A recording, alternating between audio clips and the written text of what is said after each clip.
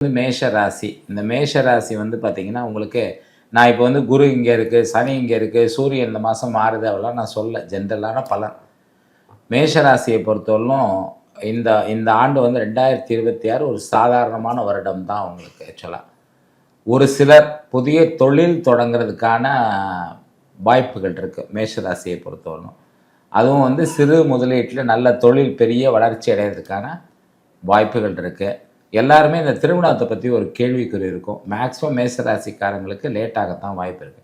ஒருத்தர் எப்பவுமே 10% இதில அதனால தான் நம்ம ராசி பலன் யோசிக்கிறது. 10% நடக்கலாம் மேபி. நெறைய பேருக்கு தள்ளி தான் போயிட்டுருக்கும். ரொம்ப தள்ளி போனவங்களுக்கு இன்னும் தள்ளி போறதுக்கான வாய்ப்புகள் இருக்கு. அடுத்தது வந்து புதிய கல்வி முயற்சி எடுத்தவங்களுக்கு இந்த வருஷம் அந்த கோர்ஸ் அவங்களுக்கு கிடைக்கும். 1 வருஷம் கேப் விட்டவங்களுக்குலாம் கிடைக்கும்.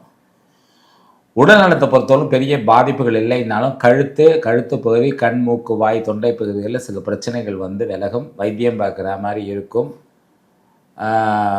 இந்த மேஷராசியில் வந்து சனி பகவான் அவங்க ஜனனகால ஜாதகத்தில் பலகீனமாக இருக்கக்கூடியவர்களுக்கு ஹார்ட் ரிலேட்டடான பிரச்சனைகள் வர்றதுக்கு வாய்ப்பு இருக்குது. அதேமாதிரி பழைய பாக்கிகள் வந்து திடீர்னு வசூலாகும்.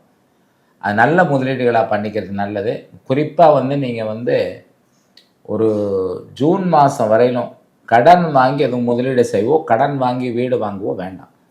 வாகனங்களில் ஏறும்போது இறங்கும்போதும், குறிப்பாக வெள்ளிக்கிழமை அன்னைக்கு படிக்கட்டில் ஏறும்போது இறங்கும்போது, சனிக்கிழமை வெள்ளிக்கிழமை படிக்கட்டில் ஏறும்போது இறங்கும்போது ரெஸ்ட் ரூமில் கொஞ்சம் ஏஜ்டு பர்சன்லாம் கவனமாக இருங்க. சிறு சிறு விபத்துக்கள் நடக்க வாய்ப்பு இருக்குது.